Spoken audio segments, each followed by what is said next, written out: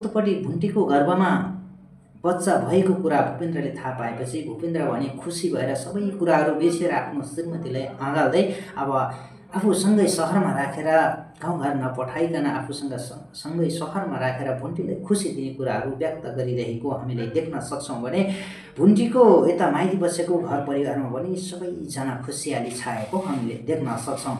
तसर्थ दर्शक पनि यो कुराहरू उतापट्टि भुन्टीको सासू यानि कि बालकुमारीको आमा छोरीलाई भने पक्कै पनि थाहा छैनन्। यो कुराहरू थाहा पाइन् भने पक्कै पनि बालकुमारीले केही नराम्रो कुराहरू सोच्न सक्छन् र नराम्रो विचारहरू रच्न सक्छन्। तसर्थ पहिले बालकुमारीले यस्तै कारणले पेटमा भएको गर्भलाई हुर्काउन दियो र जन्माउन दियो भने पछि उनीहरूलाई समस्या तुलाउने छन् भनेर बालकुमारले पहिले पनि भुन्टीको पेटमा रहेको गर्भलाई तुहाउनको लागि र खेर जानको लागि अनेक यातनाहरू गरेका थिए। अनेक बहानाहरू बनाएर भर्याङमा तेल हालेर भुन्टीको पेटमा रहेको गर्भलाई खेर जाने गरी अनेक षड्यन्त्रहरू गरेका थिए बालकुमारीले। तसर्थ यो कुराहरू उतापट्टि बालकुमारीको आमा छोरीलाई भने थाहा छैनन्। तर भूपेन्द्रको बुवालाई पनि यो कुराहरू थाहा छैन। भूपेन्द्रको बुवाले पनि यो कुराहरू थाहा पाए भने भूपेन्द्रको बुवा पनि धेरै खुसी हुनेछन्, ताकि भूपेन्द्रको बुवाले आफ्नो बुहारी भुन्टीलाई धेरै माया गरेको हामीले देख्न सकिन्छ।